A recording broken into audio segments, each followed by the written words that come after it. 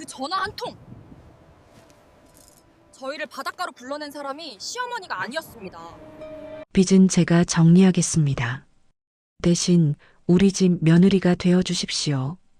오늘 밤 안에 결정하셔야 합니다. 문은 아직 완전히 닫히지 않았는데 그 남자의 목소리는 이미 집안을 차갑게 잠식하고 있었습니다. 거실등이 켜져 있었지만 그 빛은 따뜻하지 않았습니다. 탁자 위에 놓인 서류 봉투가 유난히 두꺼워 보였고 봉투 가장자리에는 등기 스티커가 반쯤 뜯긴 채 붙어 있었습니다. 아버지께서는 소파에 앉아 계셨고 손등의 핏줄이 붉어질 만큼 두 손을 꼭 쥐고 계셨습니다. 방금 전까지 아무 말도 못하시던 아버지의 호흡이 누군가의 발자국 소리처럼 일정하게 거칠어지고 있었습니다. 낯선 남자 송명근이라는 이름을 밝힌 사람 소란스럽게 굴지 않았습니다. 고개를 깊이 숙이지도 억지로 웃지도 않았습니다. 오히려 그 차분함이 더 섬뜩했습니다. 마치 이미 답을 알고 있는 사람처럼 결정만 받아 적으러 온 사람처럼 앉아 있었습니다. 그는 두 손을 무릎 위에 올리고 연하님을 똑바로 바라보았습니다. 시선은 흔들리지 않았고 말끝은 뭉개지지 않았습니다. 오늘 밤 아내라는 말이 협박처럼 들리지 않으면서도 도망갈 틈을 허락하지 않는 자물쇠처럼 박혔습니다. 연하님께서는 봉투를 열지 않았습니다. 이미 내용을 알고 있기 때문이었습니다. 지난 며칠 동안 이어진 전화, 무너지는 목소리, 보증이라는 단어가 던지는 무게가 등기한 장보다 더 먼저 집안에 들어와 있었기 때문이었습니다. 그래도 봉투를 열지 않는 이유가 있었습니다. 종이를 펼치는 순간 현실이 확정될 것 같아서였습니다. 확정은 언제나 사람을 무너뜨립니다. 혹시라는 작은 틈조차 사라지게 만듭니다. 아버지께서는 연하님을 보지 못하고 바닥만 바라보셨습니다. 말하고 싶어도 혀가 굳어버린 사람처럼 몇 번이나 입을 열었다 닫았습니다. 그 사이 송명근 씨는 자신이 정리하겠다고 말하는 빚의 형태를 조용히 짚어나갔습니다. 급한 이자, 엮여 들어간 담보, 누군가의 이름으로 넘어간 서류들. 구체적인 숫자는 말하지 않아도 그 단어들이 만들어내는 그림은 충분히 잔인했습니다. 그리고 그 잔인함은 연하님이 망설일 시간을 빼앗아 갔습니다. 연하님께서는 순간적으로 생각하셨습니다. 지금 이 자리에서 왜 저희 집에 이런 제안을 하시는 겁니다라고 따져 묻는 것이 과연 무슨 의미가 있을까? 따져 묻는 동안에도 이자는 불어날 것이고 아버지의 어깨는 더 내려갈 것입니다. 그 사실을 인정하는 순간 가슴 밑바닥에서 뜨거운 것이 올라왔습니다. 분노인지 공포인지 혹은 그 둘이 섞인 어떤 감정인지 정확히 알 수 없었습니다. 다만 그 감정은 분명히 말하고 있었습니다. 지금 선택하지 않으면 내일은 더 비참해질 거라고요. 그때 아버지께서 거의 들리지 않을 만큼 작은 목소리로 연하님을 부르셨습니다. 이름을 부르며 고개를 들지 못하는 아버지의 모습이 그 어떤 서류보다 더 많은 것을 말해주고 있었습니다. 그 눈빛은 미안하다와 살려달라가 동시에 들어 있었습니다. 아버지께서는 언제나 연하님에게 짐이 되지 않으려 애쓰셨습니다. 그런데 지금은 짐이 되지 않으려 애쓴 그 세월이 역으로 아버지를 더 비참하게 만들고 있었습니다. 내가 혼자 감당해야지라는 고집이 결국 딸의 삶까지 끌어당기고 있었습니다. 송명근 씨는 마지막으로 한 가지를 덧붙였습니다. 결혼식은 조용히 치를 것이고 절차는 단순하게 할 것이며 무엇보다 상대는 특별한 사람이라고 했습니다. 상대라는 단어가 유독 차갑게 들렸습니다. 신랑이 아니라 계약서의 조항처럼 들렸기 때문이었습니다. 연하님께서는 그 특별함이 무엇인지 묻지 않으셨습니다. 물어보는 순간 더 무서운 진실이 따라 나올 것 같았습니다. 결정은 거창한 선언처럼 나오지 않았습니다. 마치 목이 잠긴 사람이 겨우 숨을 내쉬듯 짧고 건조하게 흘러나왔습니다. 연하님께서는 봉투를 끝내 열지 않은 채 시선을 들어 송명근 씨를 바라보셨습니다. 거실 한쪽 벽시계가 초침을 넘기는 소리가 갑자기 크게 들렸습니다. 그리고 그 소리 위로 연하님의 마음속에서 한 문장이 또렷해졌습니다. 이 집을 살리려면 나부터 무너져야 한다. 그날 밤 송명근 씨가 남긴 서류에는 날짜가 찍혀 있었습니다. 그리고 신랑 송도윤이라는 이름이 맨 위에 또렷하게 적혀 있었습니다. 연하님께서는 그 이름을 한참 바라보셨습니다. 이름이 사람을 설명해 주지 않는다는 것을 알면서도 이상하게도 그 이름은 연하님의 가슴을 불편하게 흔들었습니다. 도윤 부드러운 발음인데 왜 이렇게 차갑게 느껴질까요? 문이 닫히고 집안은 다시 조용해졌습니다. 그러나 그 조용함은 원래의 조용함이 아니었습니다. 오늘 전까지의 조용함은 일상이었고 오늘 이후의 조용함은 폭풍 전의 정적이었습니다. 연하님께서는 부엌으로 들어가 수도꼭지를 틀었습니다. 물이 흐르는 소리가 유난히 크게 들렸습니다. 그 소리를 들으며 이상하게도 연하님은 바다가 아니라 물 자체가 두렵다는 느낌을 처음으로 받으셨습니다. 아직 아무 일도 일어나지 않았는데 이미 어떤 일은 시작되고 있었습니다. 다음 날 결혼식 날짜가 정해졌다는 연락이 왔습니다. 정해진 것은 날짜만이 아니었습니다. 연하님의 삶이 누군가의 계획표 안으로 들어간 느낌이었습니다. 그리고 그 계획표 어딘가에는 연하님이 아직 보지 못한 문장이 적혀 있을 것 같았습니다. 진짜 가족이 되는 날이라고요. 결혼식은 생각보다 빨리 다가왔습니다. 화려한 꽃장식도 시끄러운 축가도 없었습니다. 작은 예식장이었고 참석자도 많지 않았습니다. 웃음소리가 적을수록 신부의 발걸음은 더 크게 들리는 법입니다. 연하님께서는 버질로드를 걸으며 자신이 어디로 가고 있는지 정확히 알 수 없었습니다. 다만 되돌아갈 수 없다는 감각만은 선명했습니다. 신랑이 서 있었습니다. 송도윤 씨였습니다. 사진으로 봤을 때보다 키가 컸고 얼굴선은 또렷했습니다. 그런데 이상하게 멋있다라는 감상보다 어딘가 비어있다는 느낌이 먼저 왔습니다.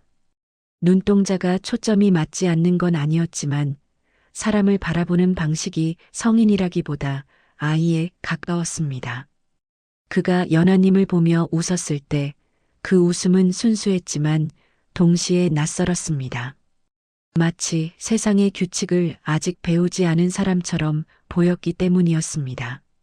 주례의 말이 이어지는 동안 연하님은 손끝에서 차가움이 올라오는 걸 느끼셨습니다.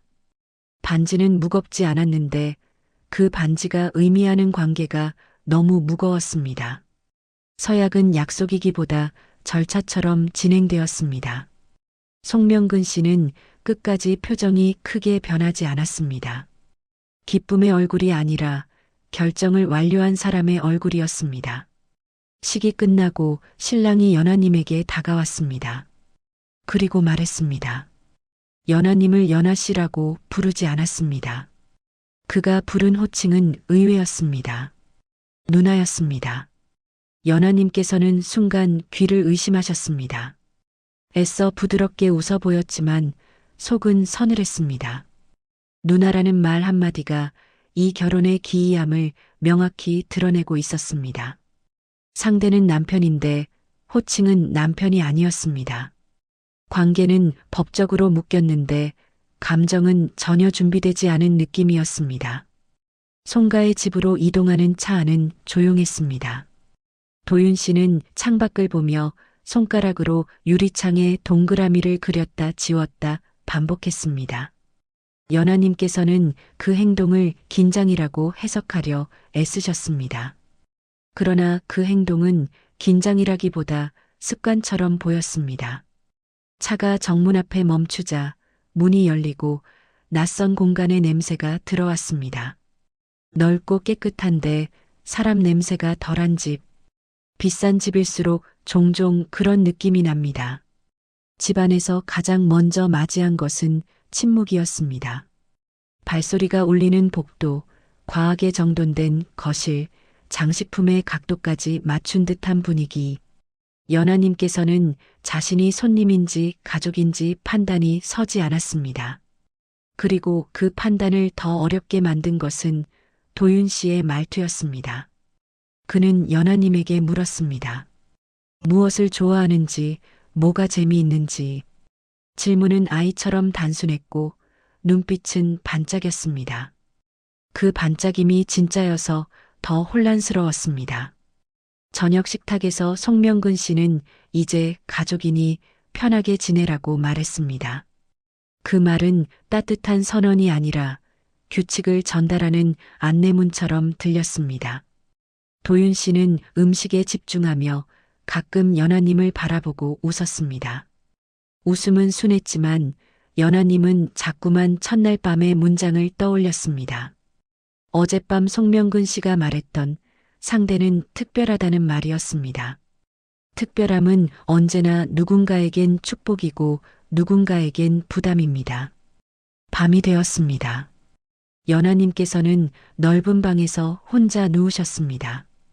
방은 고급스럽고 편안해야 했지만 낯선 공기 때문에 숨이 가벼워지지 않았습니다. 그때 복도에서 조심스러운 발소리가 들렸습니다. 문을 두드리는 소리까지 이어졌습니다. 연하님께서는 심장이 한번 크게 내려앉는 것을 느끼셨습니다. 문을 열자 도윤 씨가 서 있었습니다. 낮의 표정과 다르지 않았습니다. 그러나 그가 방 안에 들어오면서 공기가 달라졌습니다. 말 한마디를 하지 않았는데도 달라졌습니다. 도윤 씨는 방 안을 훑어보는 대신 연하님만 바라봤습니다. 그 눈빛이 단순한 호기심이 아니라 어떤 결심을 품고 있는 듯 보였습니다. 연하님께서는 그 결심이 자신을 향한 것인지 자기 자신을 향한 것인지 알 수 없었습니다. 도윤 씨는 오래 서 있지 않고 나갔습니다. 그런데 그 짧은 방문이 남긴 잔향이 너무 길었습니다. 연하님은 침대 끝에 앉아 손바닥을 바라보셨습니다. 손이 차가웠습니다. 그리고 이상하게도 물소리가 들리는 것 같았습니다. 수도를 틀지 않았는데도요. 연하님께서는 깨달으셨습니다. 이 결혼은 빚을 정리하기 위한 계약일 뿐이라고 생각했지만 집안에는 이미 계약으로 설명되지 않는 무언가가 자리하고 있다는 것을요. 그 무언가가 무엇인지 연하님은 아직 이름을 붙이지 못했습니다. 다만 확실한 것은 하나였습니다. 이 집에서 가장 무서운 것은 돈이 아니라 숨겨진 진실일지도 모른다는 것입니다. 아침이 오자 도윤 씨는 어제의 그 기이한 분위기를 잊은 사람처럼 행동하셨습니다. 거실 바닥에 종이를 펼치고 종이 접기를 하고 작은 모형 기차를 정성스럽게 정리하셨습니다. 연하님을 보면 씩 웃으며 고개를 갸웃했습니다. 어젯밤의 그 눈빛을 떠올리면 같은 사람이라 믿기 어려울 정도였습니다. 연하님께서는 혹시 자신이 과민한 건 아닐까, 어제의 낯설미, 피로가 만든 착각은 아닐까 스스로를 의심하셨습니다. 그러나 밤은 다시 찾아왔습니다. 그리고 연하님의 의심은 밤에 의해 단단한 확신으로 굳어졌습니다. 그날은 거실에 이불을 깔고 함께 잤습니다. 도윤 씨는 텐트처럼 이불을 세우며 즐거워하셨습니다. 그 즐거움은 거짓이 아니었습니다. 아이처럼 웃을 때의 도윤 씨는 정말로 세상에 해를 끼치지 않을 사람처럼 보였습니다. 연하님께서는 그 순수함을 보며 마음이 잠시 풀렸습니다. 새벽이 깊어질 즈음 도윤 씨의 입술이 움직였습니다. 처음에는 단순한 잠꼬대처럼 들렸습니다. 하지만 곧 문장이 또렷해졌습니다. 단어들이 낯설었습니다. 수질 반응, 농도, 누출, 정화. 연하님께서는 숨을 삼키셨습니다. 도서관에서 수많은 책을 보아왔지만 지금 들리는 말은 책에서 본 단어의 수준이 아니었습니다. 마치 그 일을 직접 다뤄본 사람의 말투였습니다. 그것도 아주 침착하고 정확한 말투였습니다. 연하님께서는 도윤 씨를 깨우려다가 멈추셨습니다. 송가의 사람들이 밤에는 그냥 두라고 말했던 이유가 떠올랐기 때문이었습니다. 그 경고는 친절의 형태를 하고 있었지만 실은 통제처럼 느껴졌습니다. 연하님께서는 조용히 앉아 도윤 씨를 관찰하셨습니다. 잠든 얼굴은 평온했습니다. 그런데 입에서는 계속 전문 용어가 흘러나왔습니다. 평온한 얼굴과 날카로운 언어의 대비가 오히려 더 무섭게 다가왔습니다. 다음 날 연하님께서는 송세란 씨와 마주쳤습니다. 세란 씨는 연하님을 세심하게 살폈습니다. 잠을 잘 잤는지, 불편한 건 없는지, 도윤 씨는 괜찮은지, 질문은 평범했습니다. 그런데 그 평범함 아래에 숨은 목적이 느껴졌습니다. 밤에 무슨 일이 있었는지 확인하려는 듯한 시선이었습니다. 연하님께서는 웃으며 괜찮다고 말하셨습니다. 거짓말이었습니다. 그러나 그 거짓말은 자신을 지키기 위한 거짓말이기도 했습니다. 누구에게 무엇을 말해도 돌아오는 답이 신경 쓰지 말라일 것 같았기 때문이었습니다. 연하님께서는 며칠 동안 도윤 씨를 관찰하셨습니다. 낮에 도윤 씨는 유난히 단순하고 다정했습니다. 시장에서 장을 볼 때도 사람을 쉽게 믿었고 누군가가 친절하게 말을 걸면 그대로 마음을 열었습니다. 연하님께서는 그 순수함이 좋으면서도 불안했습니다. 세상은 순수한 사람에게 친절하지 않을 때가 많기 때문이었습니다. 그 불안은 결국 작은 사건으로 증명되었습니다. 길에서 누군가 도움을 구하며 다가왔고 도윤 씨는 바로 지갑을 꺼내려 하셨습니다. 연하님께서 말렸을 때 도윤 씨는 상처받은 얼굴을 했습니다. 왜요? 라는 물음이 어린아이처럼 순수했습니다. 그날 밤 연하님께서는 도윤 씨의 잠꼬대가 단순한 특이 체질이 아니라고 확신하셨습니다. 기억이든 상처든 혹은 어떤 비밀이든 도윤 씨 안에는 분명히 다른 층이 있었습니다. 낮에 도윤 씨가 1층이라면 밤에 도윤 씨는 2층이었습니다. 그리고 송가의 사람들은 그 2층의 문을 잠가두고 있는 것처럼 보였습니다.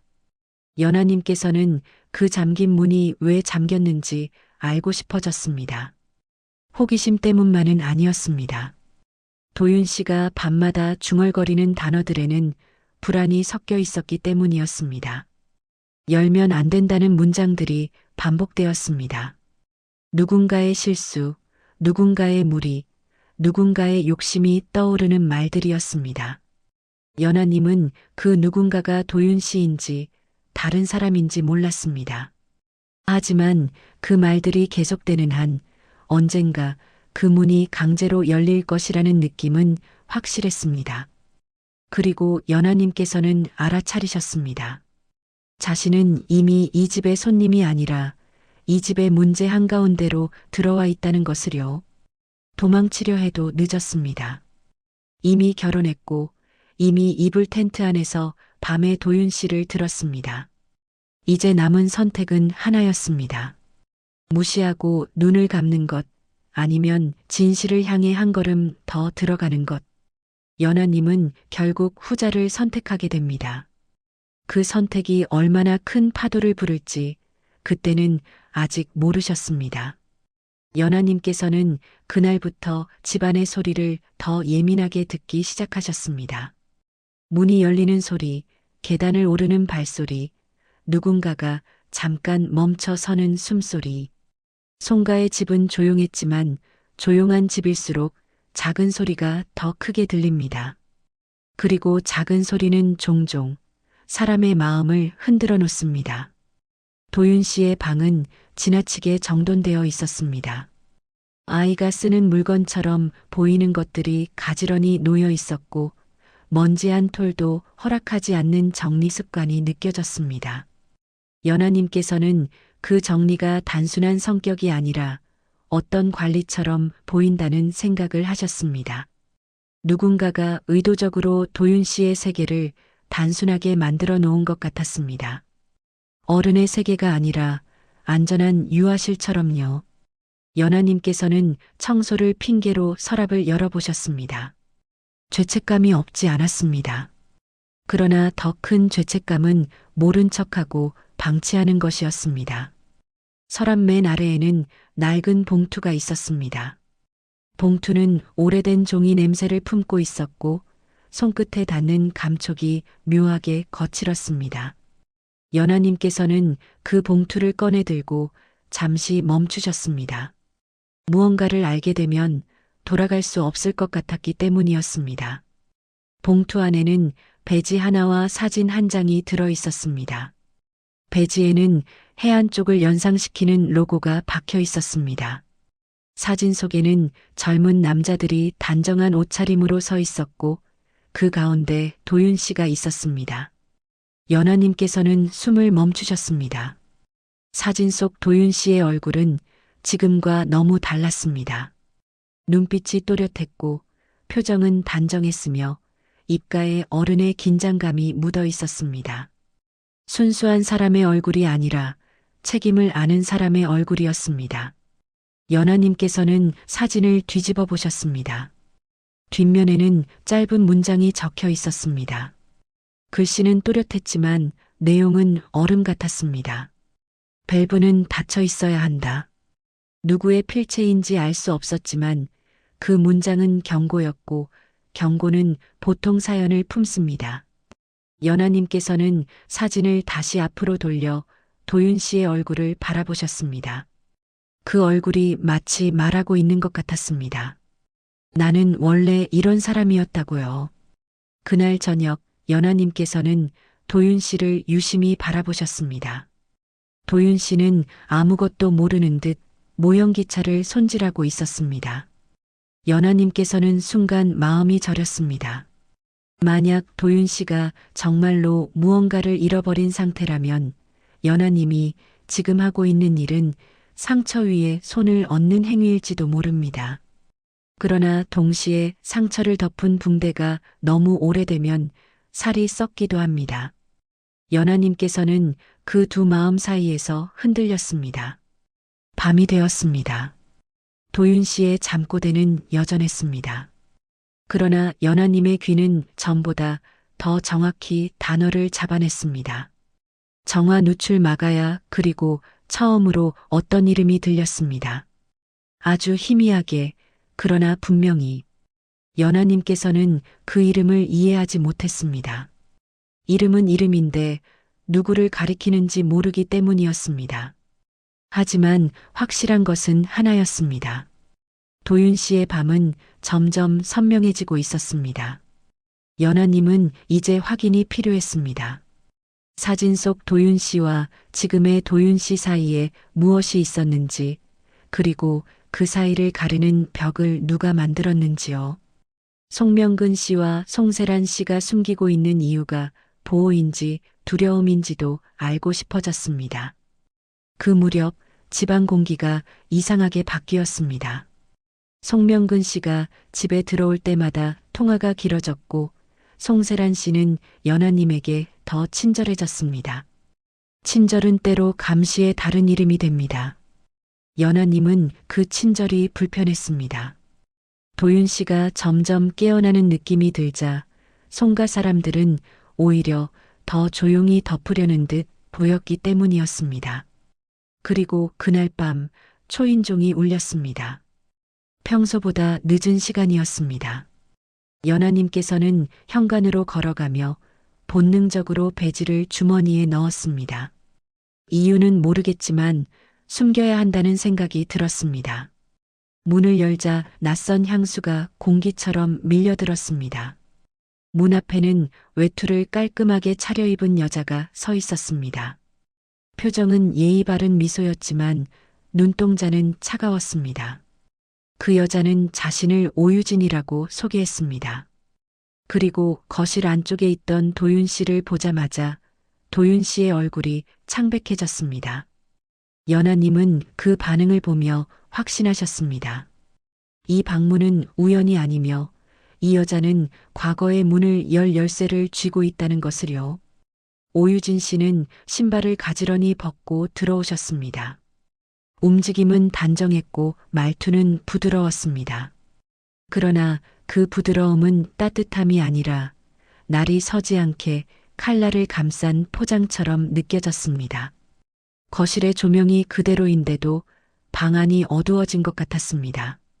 유진 씨가 앉자마자 공기가 바뀌었습니다. 도윤 씨는 거실 구석 쪽으로 물러났습니다. 연하님은 그 뒷모습에서 두려움을 보셨습니다. 단순한 불편함이 아니라 몸이 먼저 기억하는 공포였습니다. 유진 씨는 연하님을 한번 천천히 살폈습니다.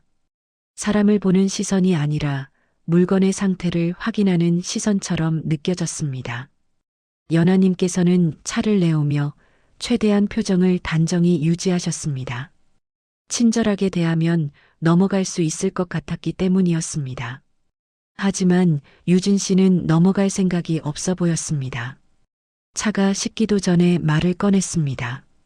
도윤 씨와의 관계를 길게 설명하지도 않았습니다. 오히려 짧게 끊어 말했습니다. 짧은 문장은 오래 남습니다. 연하님께서는 도윤 씨를 바라보셨습니다. 도윤 씨는 입술을 깨물고 계셨습니다. 눈동자가 흔들렸고 숨이 짧아졌습니다. 도윤 씨에게서 처음 보는 모습이었습니다. 낮에는 그렇게 순했던 사람이 누군가 앞에서는 이렇게 작아질 수도 있다는 사실이 연하님을 불안하게 만들었습니다.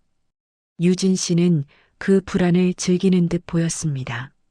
말은 조용했지만 웃음은 얇았습니다. 연하님께서는 차분하게 질문을 던지셨습니다. 도윤 씨가 왜 이렇게 불안해하는지, 두 사람 사이에 무슨 일이 있었는지, 유진 씨는 답을 주지 않았습니다. 대신 연하님이 더 흔들릴 만한 말만 골라 흘렸습니다. 연하 씨는 아무것도 모르고 오셨네요. 송가 사람들이 말을 안 했나 봐요. 그럼 더 재미있겠네요. 유진 씨의 말은 정보가 아니라 자극이었습니다. 자극은 사람의 상상력을 부풀려 공포를 만듭니다. 도윤 씨가 갑자기 고개를 흔드셨습니다. 들어서는 안 되는 문장을 듣고 있는 사람처럼요. 연하님께서는 그 모습에 마음이 철렁 내려앉았습니다. 도윤 씨는 유진 씨를 싫어한다 정도가 아니었습니다. 도윤 씨는 유진 씨를 무서워하고 있었습니다. 그 차이가 너무 컸습니다. 송세란 씨가 거실로 들어오셨습니다. 들어오는 순간부터 분위기가 단단해졌습니다. 세란 씨는 유진 씨를 반갑게 맞이하지 않았습니다. 인사만 짧게 받고 자리를 정리하려 했습니다. 그리고 연하님에게는 시선을 주지 않았습니다. 그 시선 회피는 묻지 말라는 신호처럼 느껴졌습니다. 연하님은 그 순간 더 확신하셨습니다. 송가의 사람들은 유진 씨가 무엇을 들고 왔는지 알고 있으며 그게 터지는 걸 두려워하고 있다는 것을요. 유진 씨는 일어나며 연하님에게 명함을 건넸습니다. 궁금하시면 연락하세요. 명함의 모서리가 손끝에 닿는 감촉이 이상하게 날카롭게 느껴졌습니다. 그리고 유진 씨는 조용히 덧붙였습니다. 도윤 씨가 왜 물가를 피하는지, 왜 밤에 그런 소리를 하는지 정말 모르세요? 그 말은 질문처럼 들렸지만 사실은 확신의 선언처럼 들렸습니다. 당신은 모른다. 그리고 나는 안다라는 선언이었습니다. 문이 닫히자 도윤 씨는 숨을 크게 내쉬셨습니다. 마치 오랫동안 물속에 있다가 올라온 사람처럼요. 연하님께서는 그 호흡에서 물이라는 단어를 떠올리셨습니다. 도윤 씨의 공포는 물가, 바람, 어둠 같은 것들과 연결되어 있는 듯 했습니다. 그러나 그 연결은 자연 공포가 아니라 기억의 공포였습니다. 그날 밤 도윤 씨의 잠꼬대는 달랐습니다. 단어가 더 감정적이었습니다. 단순한 용어가 아니라 간절한 부탁이 섞였습니다. 막아야 한다. 늦으면 안 된다. 닫아야 한다. 그리고 다시 그 이름이 들렸습니다. 유진 연하님은 눈을 뜬 채로 천장을 바라보셨습니다. 이제는 피할 수 없었습니다. 유진 씨는 열쇠를 쥐고 있었고 그 열쇠는 이 집의 비밀문을 열 수 있었습니다. 연하님께서는 잠든 도윤 씨의 옆모습을 바라보셨습니다.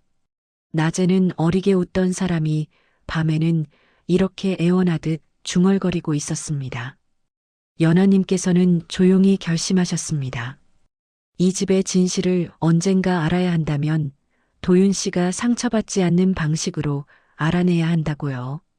그리고 그 방식을 찾기 위해서라도 지금은 버텨야 한다고요.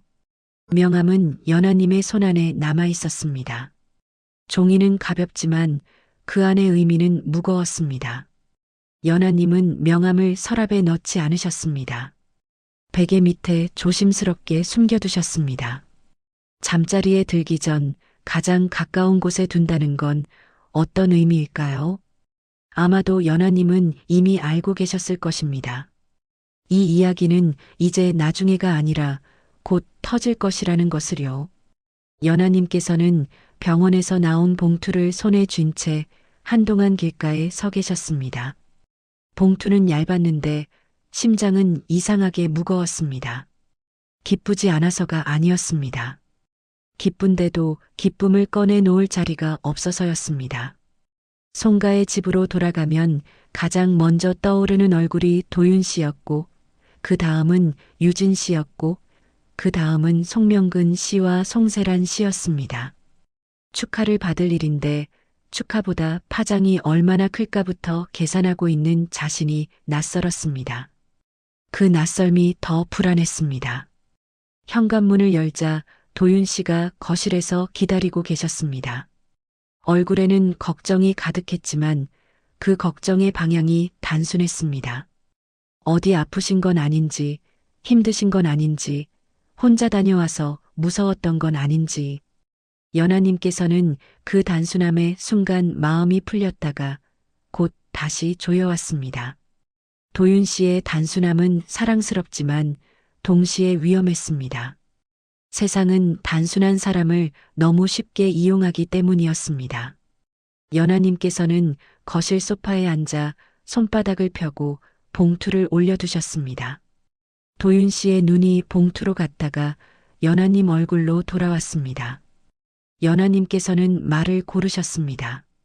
너무 크게 말하면 이 집이 흔들릴 것 같았고 너무 작게 말하면 도윤 씨가 상처받을 것 같았습니다. 결국 연하님께서는 차분하게 알려드렸습니다. 좋은 소식이 있다고요. 도윤 씨는 잠시 멈칫하셨고 그 다음에는 웃으려다 울 것 같은 얼굴이 되셨습니다. 도윤 씨는 기뻐하셨습니다. 그러나 기쁨을 표현하는 방식이 어른의 그것과 달랐습니다. 마치 처음 보는 눈처럼 조심스럽고 신기해했습니다. 연하님의 손을 잡으려다 멈추고 배 쪽을 바라보려다 고개를 숙이고 한 번 숨을 크게 들이마시고는 다시 연하님을 바라보셨습니다. 그 모습은 순수했습니다. 그 순수함이 연하님을 감동시키는 동시에 더 큰 결심을 만들었습니다. 이 사람은 내가 지켜야 하는 사람이다라는 결심이었습니다. 그런데 기이하게도 그 다음부터가 문제였습니다. 도윤 씨가 말을 이어가는데 그 말이 지나치게 정확했습니다. 어떤 음식을 피하셔야 하는지, 생활에서 조심해야 할 것들이 무엇인지, 몸의 변화가 어떻게 나타날 수 있는지 그 설명이 어디서 들었을 법한 상식의 수준을 훌쩍 넘었습니다. 연하님께서는 저도 모르게 숨을 멈추셨습니다. 도윤 씨는 그걸 알고 있었습니다. 그리고 그 지식은 누구에게 배우는 듯한 말투가 아니라 직접 겪은 사람의 말투였습니다. 연하님께서 어떻게 그렇게 아시느냐고 조심스레 여쭈었을 때 도윤 씨는 당황한 표정을 지으셨습니다. 자신도 놀란 것 같았습니다. 그냥 떠오른다는 식으로 얼버무리셨지만 그 얼버무림이 진실의 결핍처럼 느껴졌습니다. 도윤 씨는 말을 멈추고 잠깐 머리를 짚으셨습니다. 그리고는 다시 낮에 도윤 씨로 돌아가려는 듯 억지로 웃어 보이셨습니다. 그 억지 웃음이 연하님 마음을 더 서늘하게 만들었습니다. 돌아가려는 힘이 있다는 건 돌아가기 싫은 기억이 있다는 뜻일 수도 있으니까요.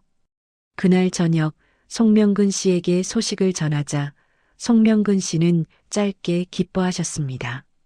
축하의 말은 했지만 눈빛은 연하님의 배보다 도윤 씨의 얼굴을 더 확인하는 듯 보였습니다.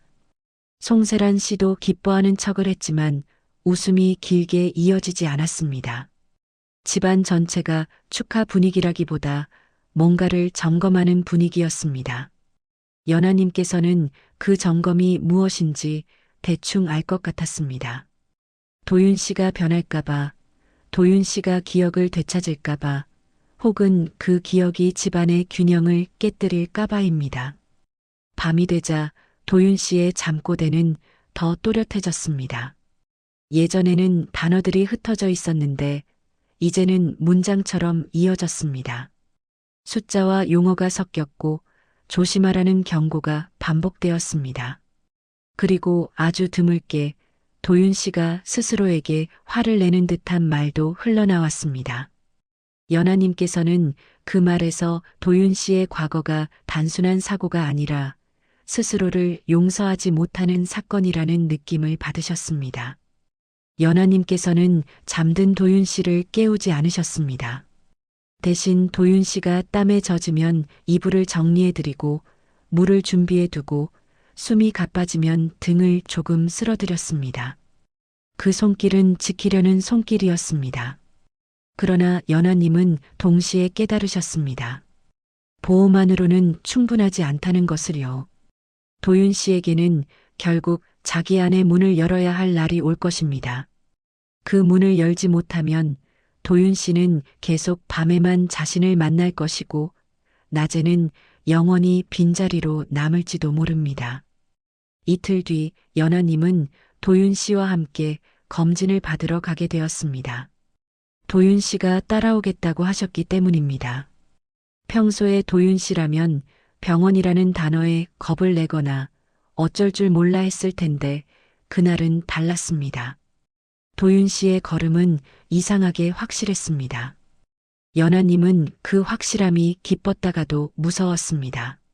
확실함은 기억의 힘이고 기억은 종종 사람을 아프게 만드니까요. 병원에서 의료진이 간단한 설명을 하는 동안 도윤 씨는 화면을 유심히 보셨습니다. 그리고 아무렇지 않게 너무 자연스럽게 말하셨습니다.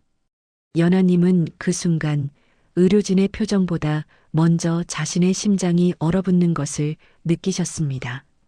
도윤 씨의 입에서 나온 말이 정확한 지식이 아니라 경험의 언어였기 때문입니다. 말이 끝나자 도윤 씨는 자신이 무슨 말을 했는지 깨닫지 못한 사람처럼 잠시 멈췄습니다. 그리고 연하님을 바라보며 아주 작은 목소리로 제가 이상한가요라고 물으셨습니다. 연하님은 그 질문이 얼마나 무서운 질문인지 아셨습니다. 도윤 씨는 자신의 변화를 느끼고 있었고 그 변화를 두려워하고 있었습니다. 연하님께서는 웃으며 괜찮다고 말씀드리고 싶으셨지만 그럴 수 없었습니다. 괜찮다고 덮는 것은 또 다른 숨김이 될 수 있기 때문입니다. 연하님께서는 대신 도윤 씨의 손을 잡아드렸습니다. 말보다 손이 먼저 진심을 전달하는 순간이 있습니다. 그 손길은 이렇게 말하고 있었습니다. 당신이 이상한 게 아니라 당신이 돌아오고 있는 것이라고요. 그리고 그날 밤 유진 씨의 이름이 다시 들렸습니다. 잠꼬대 속에서 이번에는 훨씬 분명했습니다. 유진 씨의 이름이 나오자마자 도윤 씨의 표정이 찡그려졌습니다. 연하님께서는 몸을 앞으로 기울여 귀를 기울이셨습니다. 도윤 씨는 무언가를 막으려는 듯한 말투로 반복해서 중얼거리셨습니다. 위험하다, 서두르면 안 된다, 닫아야 한다. 연하님은 그 말을 듣는 순간 알 수 있었습니다. 유진 씨는 다시 움직이고 있고 이 집에 숨겨진 과거는 이제 현재가 되려 하고 있다는 것을요. 다음 날 아침 연하님의 휴대폰이 울렸습니다. 모르는 번호였습니다. 받지 말까 하다가 이상한 예감 때문에 받으셨습니다. 상대는 급한 톤으로 말했습니다. 집 밖으로 나오지 말고 혼자 움직이지 말라는 식의 조언을 남겼습니다. 전화는 길지 않았습니다. 끊고 나니 손끝이 차가워졌습니다. 누가 왜 이런 말을 했는지 정확히 알 수 없었지만 한 가지는 확실했습니다. 누군가 연하님을 상황의 중심으로 끌어들이려 하고 있다는 것입니다. 그리고 바로 그날 저녁 또 한 통의 전화가 걸려왔습니다. 이번엔 더 급했습니다. 송명근 씨가 어디에서 쓰러졌다는 내용이었습니다. 위치는 물가 근처였습니다. 연하님께서는 순간 숨이 턱 막히셨습니다. 물가라는 단어 하나가 도윤 씨의 공포를 건드릴 것을 아셨기 때문입니다. 연하님은 도윤 씨의 얼굴을 바라보셨습니다. 도윤 씨는 전화를 듣는 순간부터 눈빛이 흔들리기 시작하셨습니다. 연하님께서는 그 흔들림을 보며 앞으로의 밤이 더 이상 조용하지 않을 것임을 직감하셨습니다. 연하님께서는 전화를 끊고도 한동안 화면을 바라보고 계셨습니다. 위치를 말한 사람의 목소리는 어딘가 어색했습니다. 아주 조금, 딱 그 정도의 어색함이었습니다. 확신할 만큼은 아니지만 넘어가기에는 찝찝한 정도였습니다. 그런데도 몸은 이미 움직일 준비를 하고 있었습니다. 혹시라는 단어가 사람을 움직이게 합니다. 혹시 정말로 쓰러진 거라면, 혹시 늦으면 돌이킬 수 없다면. 연하님은 그 혹시를 견딜 수 없었습니다. 도윤 씨는 외투를 꺼내 들고 현관 쪽에서 기다리셨습니다. 표정은 겁이 나 있었지만 그 겁을 이기려는 의지가 보였습니다. 연하님께서는 그 모습이 기특하면서도 마음이 아프셨습니다. 도윤 씨는 물가를 싫어하셨습니다. 평소에도 바닷가 영상만 나오면 채널을 돌리고 물소리만 크게 들려도 미간을 찌푸리셨습니다. 그런데도 지금은 아버지라는 말에 움직이고 계셨습니다. 도윤 씨는 어린아이 같은 사람이 아니라 지킬 때는 움직이는 사람이었습니다. 차가 움직이기 시작하자 바람이 강해졌습니다. 바람이 강해지는 날에는 사람의 생각도 과장되기 쉽습니다. 연하님께서는 유진 씨의 명함을 떠올리셨습니다. 궁금하시면 연락하세요. 그 문장이 이제는 유혹이 아니라 경고처럼 느껴졌습니다. 연락하면 더 깊은 곳으로 끌려갈 것이고 연락하지 않으면 더 큰 폭풍이 덮칠 것 같은 느낌이 들었습니다. 연하님은 둘 다 두려웠습니다. 도윤 씨는 창밖을 보며 자꾸 손을 움켜쥐었다 폈다 하셨습니다. 말은 많이 하지 않으셨지만 호흡이 일정하지 않았습니다. 연하님께서는 말을 걸어 마음을 달래드리고 싶었지만 지금은 그 어떤 말도 도윤 씨에게는 소음처럼 느껴질 수 있음을 아셨습니다. 대신 연하님은 조용히 차 안의 라디오를 껐습니다. 침묵은 때로 가장 좋은 보호입니다. 목적지에 가까워질수록 도윤 씨의 눈빛이 달라졌습니다. 불안과 공포가 섞인 눈빛인데 그 안에 아주 작은 분노가 보였습니다. 무언가를 기억할 듯 말 듯한 사람의 얼굴이었습니다. 그 표정을 보는 순간 연하님은 깨달으셨습니다. 오늘은 단순히 누군가를 확인하고 돌아오는 밤이 아닐 것입니다. 오늘은 잠든 것이 흔들리는 밤일 것입니다. 도착해보니 예상과 달랐습니다. 사람은 없었고 불빛도 드물었습니다. 바람만 있었고 파도 소리만 멀리서 들려왔습니다. 연하님께서는 가장 먼저 주변을 확인하셨습니다. 누구의 그림자도 보이지 않았습니다. 도윤 씨는 몇 걸음 앞으로 나가며 누군가를 불렀습니다. 그러나 대답은 없었습니다. 그 순간 연하님은 확신하셨습니다. 전화는 진심이 아니라 장치였다고요. 그때 멀리서 누군가 다가오는 모습이 보였습니다. 어둠 속에서도 외투의 선이 단정했고 걸음은 망설임이 없었습니다. 가까워지자 향수가 먼저 닿았습니다. 오유진 씨였습니다. 연하님은 순간 목이 마르는 느낌이 들었습니다. 유진 씨가 여기 있다는 사실이 우연일 리 없었습니다. 유진 씨는 웃으며 말했다고 하기에는 너무 얇은 표정을 지으셨습니다. 그리고 도윤 씨를 똑바로 바라보셨습니다. 도윤 씨는 한 발짝 물러나셨습니다. 그 물러남이 모든 것을 설명하고 있었습니다. 유진 씨는 연하님에게 시선을 주지 않고 도윤 씨에게만 말을 던졌습니다. 과거의 한 장면을 들춰내는 사람처럼요. 도윤 씨는 머리를 감싸며 고개를 흔드셨습니다. 연하님께서는 그 모습을 보고 숨이 막히셨습니다. 도윤 씨는 기억보다 감정을 먼저 떠올리고 있는 것 같았습니다. 기억의 내용이 아니라 기억에 붙어 있는 공포가 먼저요. 연하님은 지금 상황이 단순한 언쟁으로 끝나지 않을 수 있음을 느끼셨습니다. 그러나 유진 씨는 신체적인 위협을 주지 않았습니다. 대신 말로 공간을 장악했습니다. 다들 숨기던데요. 당신만 모르고 있던데요. 이제는 알아야겠네요. 이런 문장들은 폭력 없이도 사람을 무너뜨립니다. 연하님은 그 문장들이 위험하다는 걸 아셨습니다. 사람의 마음이 무너지면 몸은 뒤따라 흔들리기 때문입니다. 연하님은 본능적으로 휴대폰을 손에 쥐셨습니다. 그리고 위치 공유를 켰습니다. 누군가에게 알리는 것이 필요하다고 느끼셨기 때문입니다. 멀리 떨어진 곳에 있는 누군가라도 이 상황을 증인으로 만들어야 했습니다. 유진 씨가 지금 원하는 것은 연하님이 혼자라는 사실일 수 있기 때문입니다. 도윤 씨는 갑자기 숨을 크게 들이마시고는 바닥을 바라보셨습니다. 그리고 아주 잠깐 눈빛이 달라졌습니다. 지금까지의 공포가 아니라 무언가를 계산하는 눈빛이었습니다. 연하님은 그 눈빛을 보고 오싹하면서도 이상하게 안도하셨습니다. 도윤 씨 안에 다른 층이 깨어나고 있다는 신호였기 때문입니다. 유진 씨는 한 걸음 다가오셨습니다. 그리고 도윤 씨를 자극하는 말을 더 이어가려 하셨습니다. 그 순간 바람이 더 강해졌고 연하님의 외투 자락이 크게 흔들렸습니다. 발밑이 불안정해지는 느낌이 들었습니다.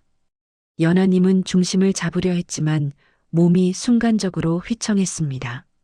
아주 작은 휘청임이었지만 이런 곳에서는 작은 휘청임이 큰 공포로 커집니다. 연하님께서는 도윤 씨를 불렀습니다. 도윤 씨가 반응하기까지의 시간이 유난히 길게 느껴졌습니다. 그 짧은 순간에 연하님은 많은 생각을 하셨습니다. 여기서 무슨 일이 일어나도 이상하지 않다. 그리고 그 무슨 일은 도윤 씨의 기억을 강제로 깨울 수도 있다. 연하님은 그 강제가 두려웠습니다. 기억은 회복이 아니라 폭발처럼 찾아올 때가 있기 때문입니다. 도윤 씨가 연하님의 팔을 잡았습니다. 그 손길은 급했지만 정확했습니다. 흔들리는 몸을 안정시키는 방식이었습니다. 그 순간 도윤 씨의 목소리가 달라졌습니다. 높낮이만이 아니라 문장의 구조가 달라졌습니다.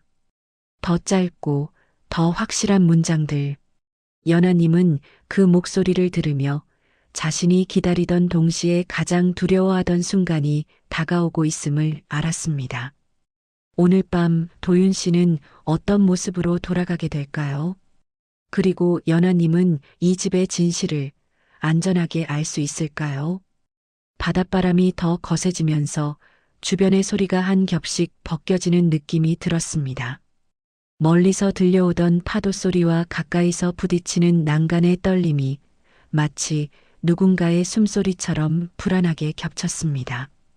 연하님께서는 몸의 중심을 바로잡으면서도 시선만은 유진 씨에게서 떼지 않으셨습니다. 이 자리는 우연히 만들어진 만남이 아니라 철저히 준비된 장면처럼 보였기 때문입니다. 유진 씨의 표정은 끝까지 흐트러지지 않았습니다. 겉으로는 예의를 유지하고 있었지만 말의 방향은 분명히 도윤 씨의 균형을 흔드는 쪽으로 향해 있었습니다. 유진 씨는 연하님이 알고 싶어하는 지점을 정확히 건드리면서도 답을 끝까지 완성하지 않은 채 멈추는 방식으로 사람을 몰아붙이고 있었습니다.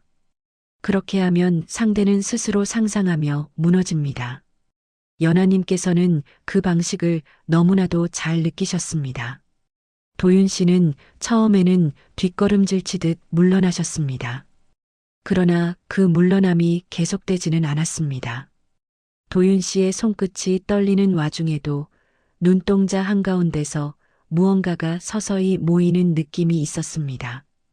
밤에만 나오던 집중력, 도윤 씨가 스스로도 이해하지 못하던 또렷함이 지금 이 순간에 올라오고 있었습니다. 연하님께서는 그 변화를 두려워하면서도 동시에 붙잡고 싶으셨습니다.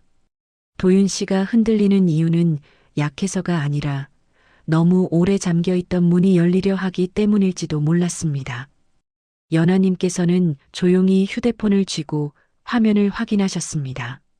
누군가에게 도움을 청하는 것이 아니라 이 상황이 혼자만의 상황이 되지 않게 만들기 위해서였습니다. 사람이 흔들릴수록 주변의 증인이 필요합니다. 특히 상대가 말로 상대를 무너뜨리려 할 때는 더 그렇습니다. 연하님은 위치 공유를 켜고 짧게 상황을 남길 준비를 하셨습니다. 이 선택이 이유를 바꿀 수 있다는 직감이 들었습니다. 유진 씨는 도윤 씨 쪽으로 다시 한 걸음 다가오셨습니다. 그리고 도윤 씨의 과거를 꺼내려는 듯한 태도를 이어가셨습니다. 그때 연하님께서는 도윤 씨의 시선이 잠깐 바닥으로 떨어졌다가 다시 유진 씨의 얼굴로 돌아오는 것을 보셨습니다. 이전과 달리 시선이 도망치지 않았습니다. 그 눈빛에는 공포만 있지 않았습니다. 설명하기 어려운 분노 혹은 자신을 지키려는 마지막 방어가 섞여 있었습니다. 연하님께서는 그 순간 무리하게 끼어들지 않으셨습니다. 유진 씨의 말 사이로 들어가면 오히려 말싸움의 장이 열리고 그 장은 유진 씨가 더 잘 다루는 무대처럼 보였기 때문입니다. 대신 연하님께서는 자신의 발을 조심스럽게 옮겨 바람이 세게 부는 방향을 등지고 서셨습니다. 작은 안전을 먼저 확보하는 것이 지금은 중요했습니다. 이곳에서 가장 위험한 것은 물가가 아니라 감정이 흔들려 몸이 따라 흔들리는 순간이었습니다. 도윤 씨의 손이 연하님 쪽으로 뻗어왔습니다. 그 손길은 서두르지 않으면서도 정확했습니다. 연하님의 팔꿈치 근처를 잡아 중심을 잡아주는 방식이었습니다.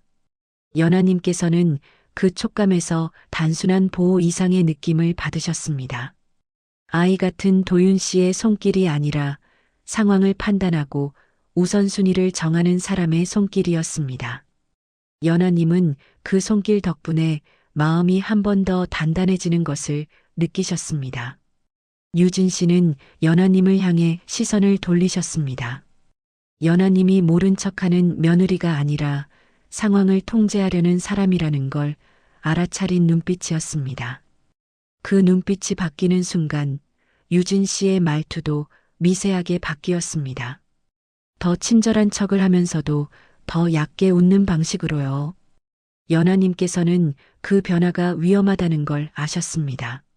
상대가 웃을수록 안쪽에서는 더 강하게 무언가를 밀어붙일 준비를 하고 있을 수 있으니까요. 연하님은 마음속으로 짧게 정리하셨습니다. 지금 필요한 건 진실이 아니라 안전입니다. 진실은 집으로 돌아가서도 찾을 수 있습니다. 그러나 안전을 잃으면 진실은 곧바로 누군가의 무기가 됩니다.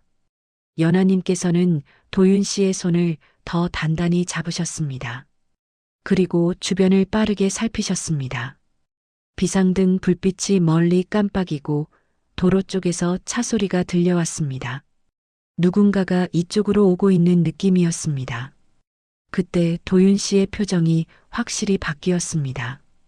공포로 굳어있던 얼굴이 한번 깊게 숨을 들이쉰 뒤 정리된 얼굴로 바뀌었습니다. 마치 마음속에서 긴 문장을 한 번에 정리하고 나온 사람처럼 불필요한 떨림이 가라앉았습니다. 연하님께서는 그 변화가 회복인지 폭풍의 시작인지 알 수 없었습니다. 다만 한 가지는 분명했습니다. 도윤 씨는 지금 자신을 잃지 않기 위해 무언가를 붙잡고 계셨습니다. 그리고 그 붙잡는 중심에는 연하님이 있었습니다. 유진 씨는 마지막으로 도윤 씨를 흔들 만한 말을 꺼내려는 듯 보였습니다. 연하님께서는 그 순간 더 이상 이 자리에 머무를 이유가 없다고 판단하셨습니다. 안전한 쪽으로 이동해야 했습니다. 도윤 씨도 같은 판단을 하신 듯 연하님을 난간에서 조금 떨어진 쪽으로 조심스럽게 이끄셨습니다. 그 이동은 급하지 않았고 그래서 더 확실했습니다. 어둠 속에서 누군가의 손전등 불빛이 길게 비쳤습니다. 연하님께서는 마음속으로 한번 크게 안도하셨습니다.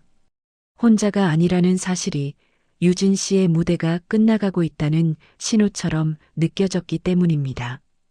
그러나 연하님은 동시에 다음 장면을 예감하셨습니다. 이 자리에서 끝나지 않을 것입니다. 유진 씨는 물러나더라도 더 큰 방식으로 돌아올 수 있습니다. 그리고 도윤 씨의 문은 이미 반쯤 열렸습니다. 연하님께서는 도윤 씨의 손을 놓지 않으셨습니다. 지금 놓으면 도윤 씨의 안쪽에서 올라오는 기억이 다시 밤으로 숨어버릴 것 같았습니다. 그리고 연하님은 조용히 마음속으로 다짐하셨습니다. 어떤 진실이 나오든 이번에는 도윤 씨를 혼자 두지 않겠다고요. 빛은 생각보다 가까이에서 다가오고 있었습니다. 해변 쪽이 아니라 도로 쪽에서요. 그 사실만으로도 연하님께서는 몸이 조금 풀리는 걸 느끼셨습니다. 유진 씨는 그 빛을 보자 한 걸음 멈추셨습니다. 그 멈춤은 두려움이라기보다 계산이었습니다.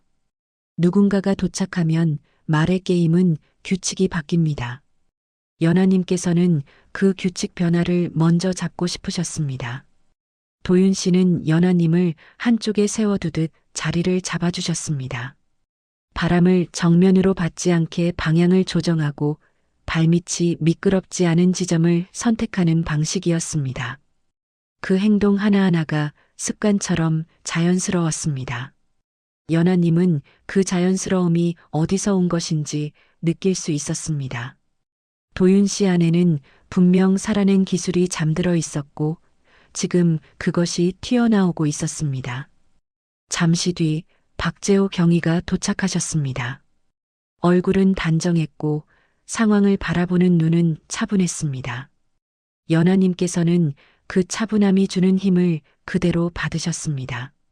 경위는 먼저 연하님과 도윤 씨의 상태를 확인했고 이어서 유진 씨와의 관계를 간단히 정리할 수 있도록 도와주셨습니다. 연하님은 불필요하게 감정을 쏟지 않으셨습니다. 필요한 사실만 또렷하게 전달하셨습니다. 어떤 연락을 받고 왔는지, 누가 여기 있었는지, 그리고 왜 위험하다고 느꼈는지요. 유진 씨는 상황을 부드럽게 돌리려는 듯한 태도를 보이셨습니다. 걱정해서 불렀다거나 확인할 게 있어서 왔다거나 오해가 있었던 것 같다는 식으로요. 그러나 그런 말들은 더 이상 힘을 갖지 못했습니다. 연하님은 이미 증거가 되는 흐름을 남겨두셨고 혼자만의 말싸움으로 끝나지 않게 판을 바꿔 놓으셨습니다. 유진 씨가 어느 쪽으로 말을 바꾸든 핵심은 바뀌지 않았습니다.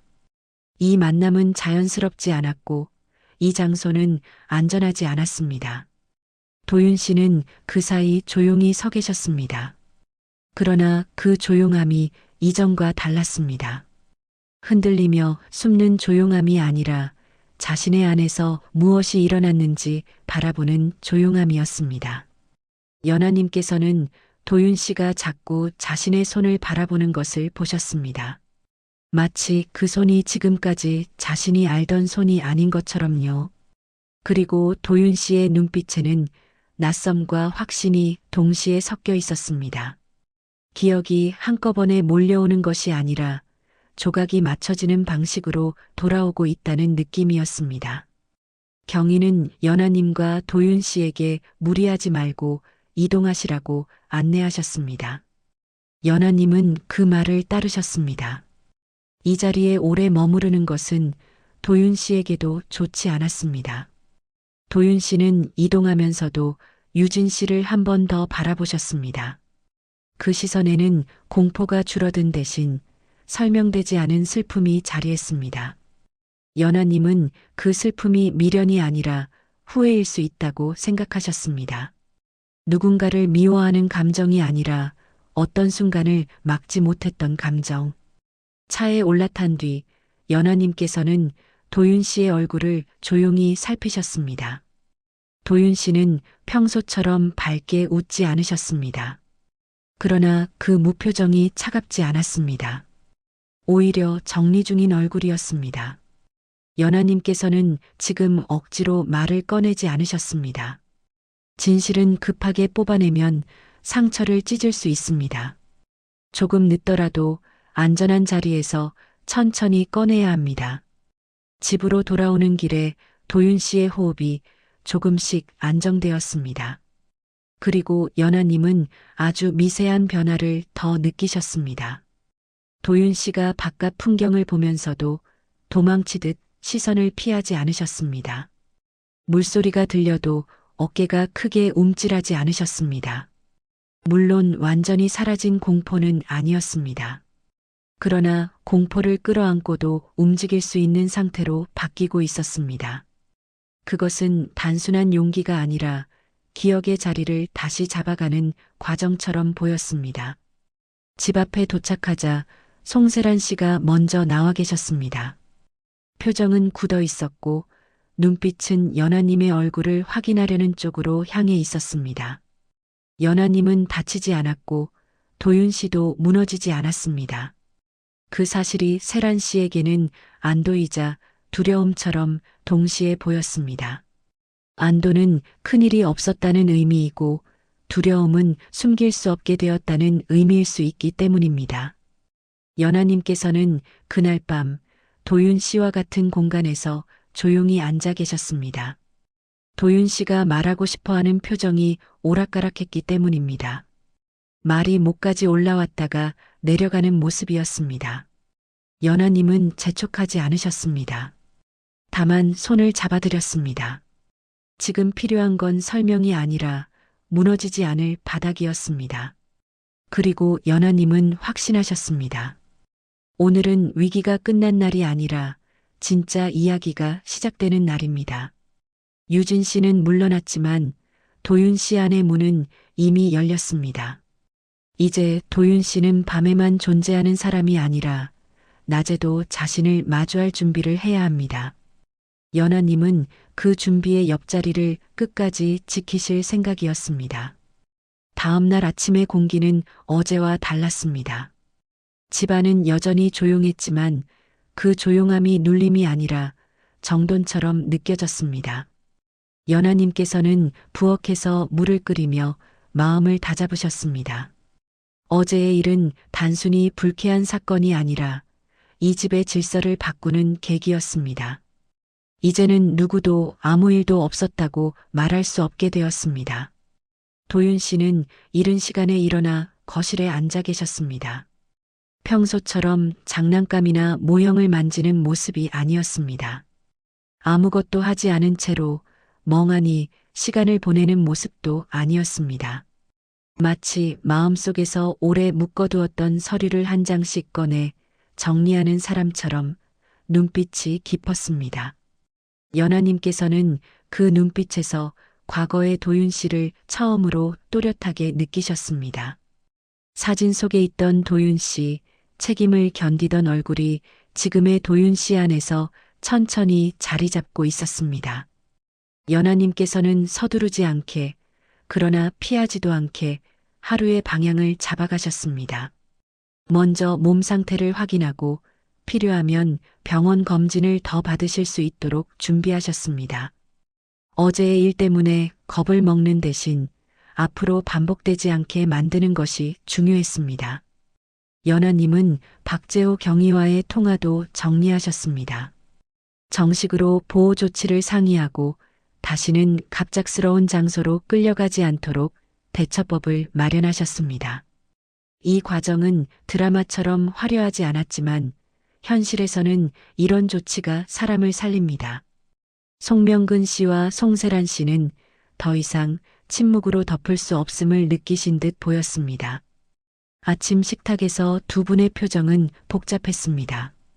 연하님이 무사하다는 안도와 도윤 씨가 변하고 있다는 두려움이 동시에 떠올라 있었습니다. 연하님께서는 그 두 감정이 모두 가족의 방식일 수 있다고 생각하셨습니다. 보호하려는 마음이 때로 숨김으로 이어지지만 숨김이 길어지면 결국 더 큰 상처가 되기도 합니다. 연하님께서는 도윤 씨가 스스로를 두려워한다는 사실을 가장 중요하게 보셨습니다. 도윤 씨는 자신의 변화가 반갑기만 한 것이 아니었습니다. 잊고 있던 무언가가 돌아오면 다시 아플까봐 겁이 날 수 있습니다. 그래서 연하님은 기억을 당장 다 꺼내야 한다는 태도를 버리셨습니다. 대신 지금의 도윤 씨가 흔들리지 않도록 바닥을 만들기로 하셨습니다. 도윤 씨가 무언가를 떠올리면 그 떠올림이 밤의 악몽으로 변하지 않게요. 며칠 동안 도윤 씨의 잠은 조금씩 안정되었습니다. 악몽이 완전히 사라지는 대신 도윤 씨가 악몽을 겪는 방식을 바꾸어 가고 있었습니다. 예전에는 잠든 채로 혼자 싸우셨다면 이제는 잠에서 깨어 연하님을 찾는 방식으로요. 연하님은 그 변화가 아주 큰 진전이라고 생각하셨습니다. 사람은 혼자일 때 가장 취약하고 누군가를 부를 수 있을 때 비로소 회복을 시작합니다. 그 사이 강정태 어르신의 상황도 정리되어 가고 있었습니다. 빚의 문제는 숫자보다 마음을 먼저 무너뜨립니다. 정태 어르신은 오랫동안 연하님에게 짐이 되지 않으려 애쓰셨지만 결국 그 애씀 때문에 더 깊이 가라앉으셨습니다. 이제는 그 마음을 놓는 과정이 필요했습니다. 연하님은 정태 어르신이 스스로를 탓하지 않도록 끝났습니다가 아니라 여기서부터 다시 시작하겠습니다라는 방향으로 대화를 이끌어 가셨습니다. 그 대화는 단번에 해결되지 않았지만 조금씩 어르신의 어깨가 내려오는 것을 느낄 수 있었습니다. 유진 씨의 존재는 여전히 불편한 그림자처럼 남아 있었습니다. 그러나 그림자는 빛이 있을 때 더 또렷해집니다. 연하님은 이제 도망치지 않기로 하셨습니다. 불필요한 충돌을 만들지는 않되 필요한 선은 분명히 긋기로 하셨습니다. 연락처는 관리했고 예상치 못한 연락에는 대응 원칙을 세웠습니다. 혼자 움직이지 않고 위치를 공유하며 감정적인 대화 대신 사실 위주로 대응하는 방식입니다. 연하님은 이것이 가족을 지키는 현실적인 용기라고 믿으셨습니다. 그리고 어느 저녁 도윤 씨는 예전과 다른 방식으로 연하님 곁에 앉아 계셨습니다. 아이처럼 붙는 방식이 아니라 동료처럼 함께 있는 방식이었습니다. 연하님은 그 변화가 서운하지 않으셨습니다. 오히려 마음이 편해지셨습니다.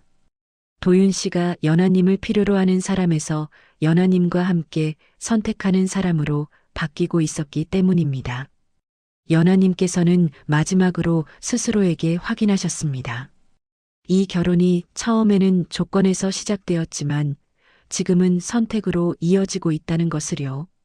도윤 씨의 순수함은 사라지는 게 아니라 어른의 책임감과 함께 자리를 바꿔 앉고 있었습니다. 가족의 형태가 완성되는 건 하루아침이 아니지만 완성되어 가는 방향은 분명했습니다. 연하님은 이제 진짜 가족이라는 말이 무섭지 않으셨습니다. 그 말은 누군가가 강요한 문장이 아니라 연하님이 만들어낸 현실이 되었기 때문입니다. 숨기지 않고 위험을 피하지 않고 서로를 지키기 위해 방법을 마련하는 가족. 그 가족의 첫걸음은 어제의 바람 속에서 시작되었고 오늘의 조용한 주방에서 이어지고 있었습니다. 연하님께서는 물이 끓는 소리를 들으며 생각하셨습니다.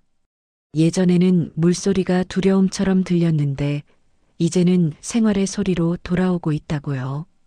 큰 사건이 끝난 뒤에야 비로소 알게 되는 것들이 있습니다.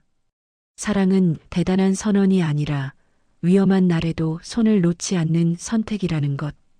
그리고 그 선택이 쌓이면 결국 사람은 다시 살아갈 수 있다는 것 말입니다.